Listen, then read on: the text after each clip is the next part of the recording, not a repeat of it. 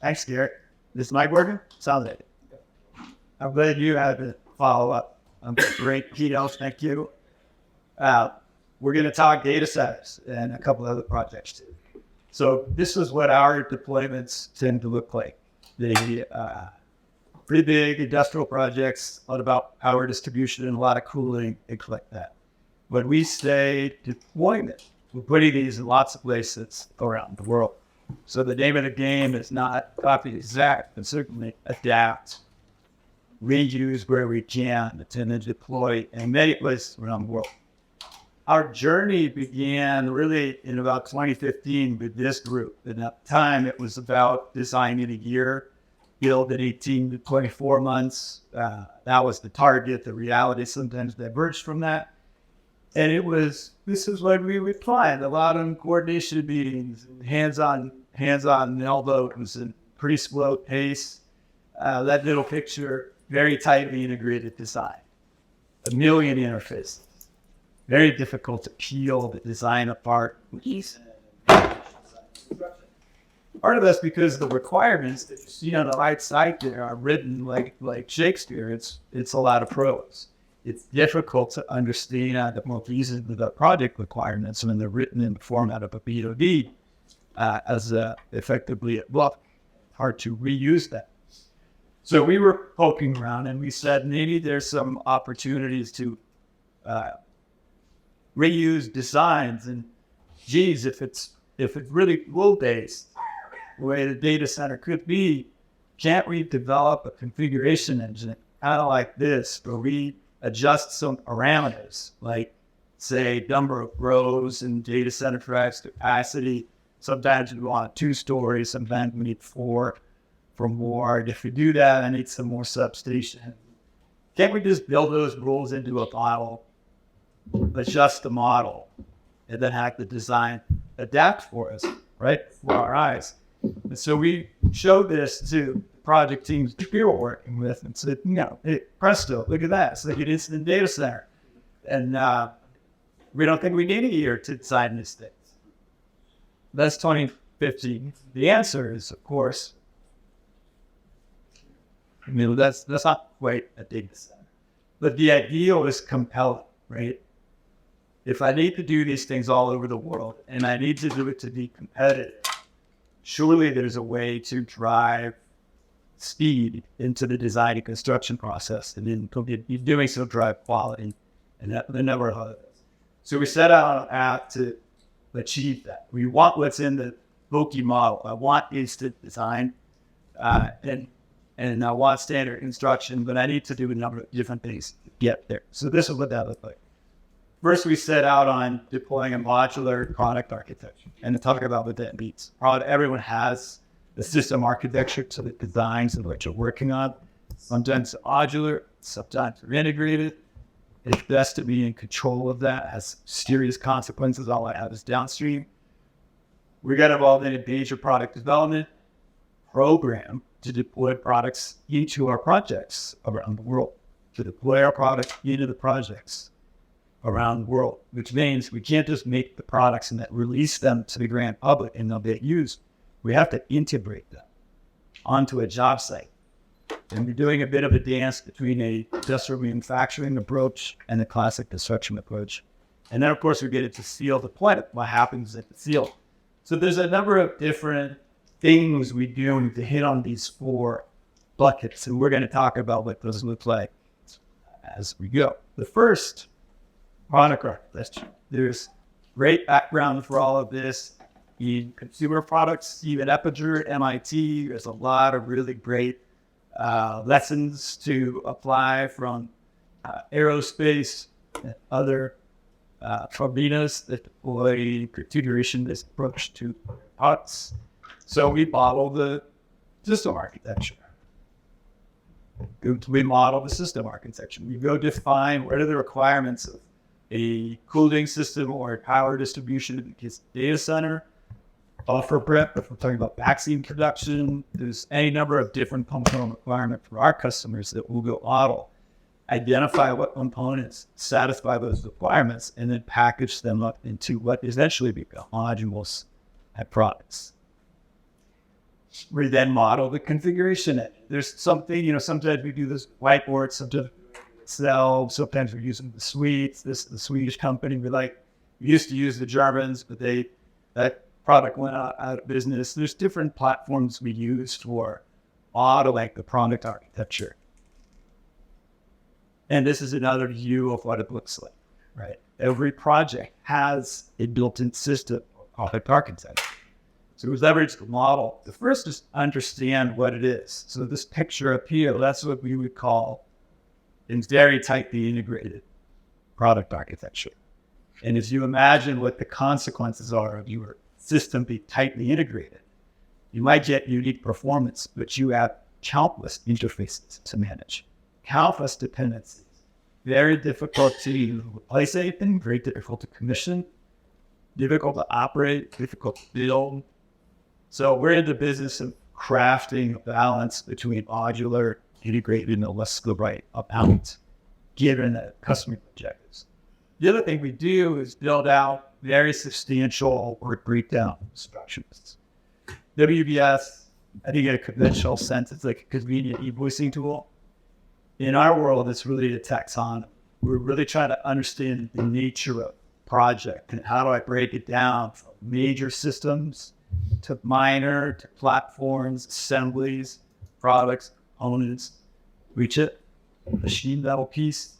And we do that for a number of reasons. One, we can either analyze the projects and understand how bad things are. And that to us means uniqueness. So we can understand where the reuse is. Or two, we can use to drive the reuse. So if our number of discrete values in the WBS gets really high, then we know there's going to be a lot of variation. But we use that to drive standardized designs. Okay, let's shift gears forward a little bit out of the product architecture world. In product development, there's a few features of what this looks like. We use a different process. We're not in a classic design development, construction documents, shop drawing phase. Like none of that exists in product development.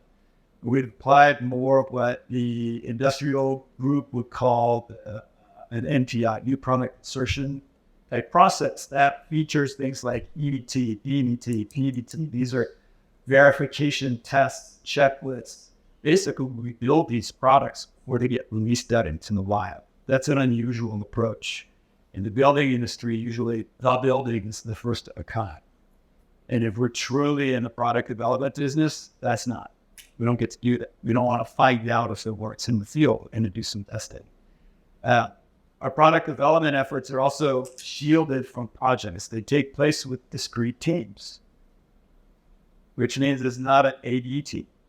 They look different, right? We get different outcomes because we're using different teams. And then I would describe this as like total product and process design. There's a tendency in the building industry or industrial, like stay away from the detail, whether it's I want to stay out of the nuts and bolts design, or I want to stay out of means and methods. And we're really taking a very different approach of like, we're going to get into all of the nuts and bolts, the threads on screws and the means and methods for a given product. This is just an artifact. We're not supposed to be this of like what the PLC product lifecycle or NPI, what that process looks like. But the key thing is there's a series of steps we use to check along the way. Another thing to highlight when we say product, what we're interested in is how the design behaves. And in particular, how the design behaves as we change things.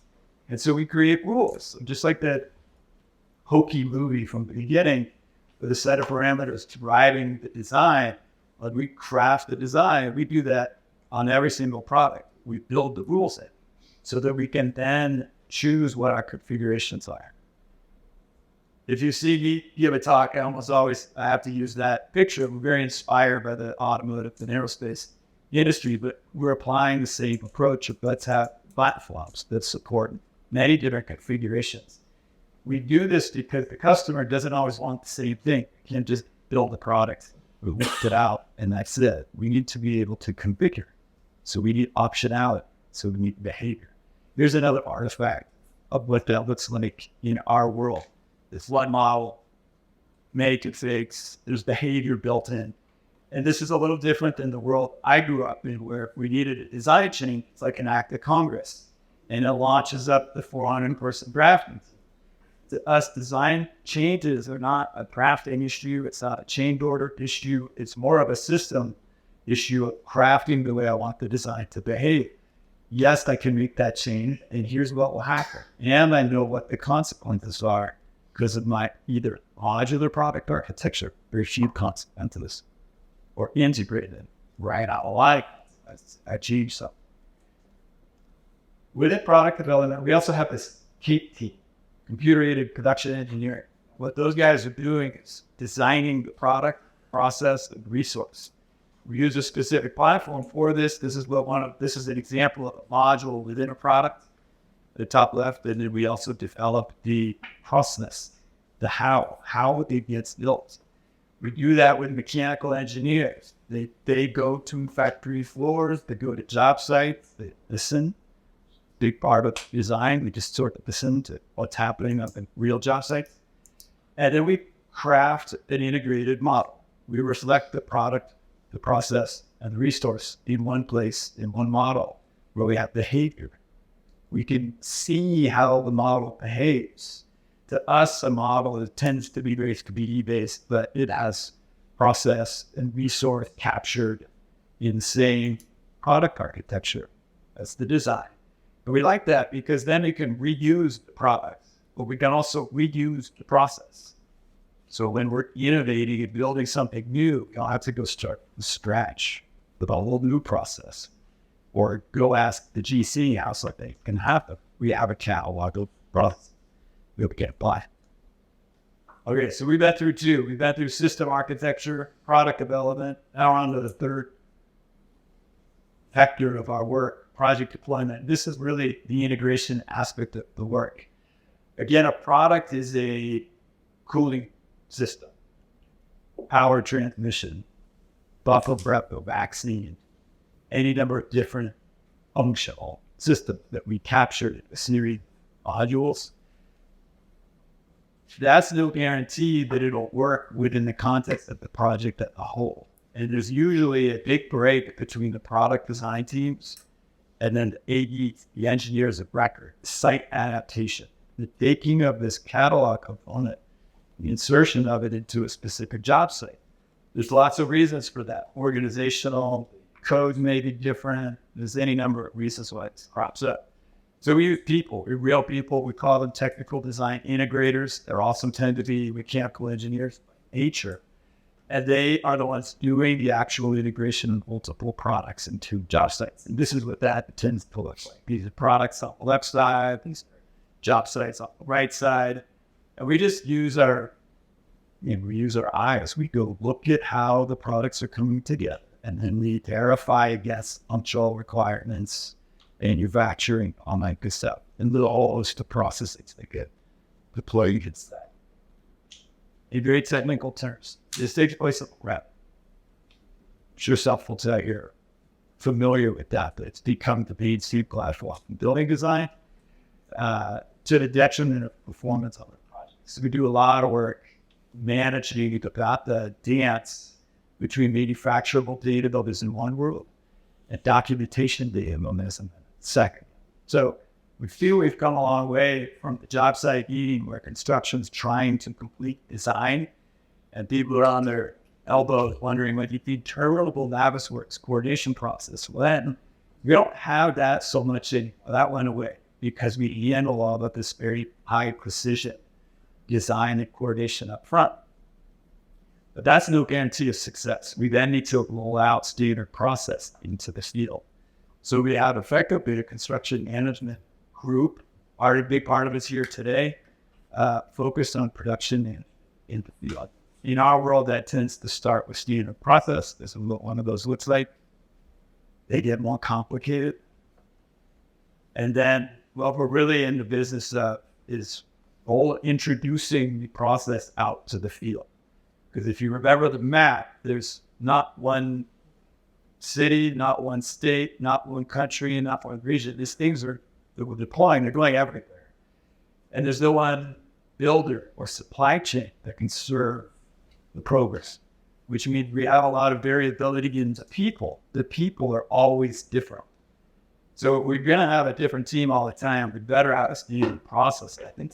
And what the owner's request was, geez, I just want to walk on to 2 jobs at the same time, see the same thing. Can I do that? Doesn't that make sense? And we agree. And the analogy we like to use is when you're Toyota and don't launch a new factory by asking the local region, what do you think a Tacoma should look like this time? It's very top down. And we take the same approach. We do very top down and then leveraging very high precision 3D modeling to verify that we're doing the right thing. And then we have the benefit, the luxury to have done it on a couple other places to bring some lessons learned back.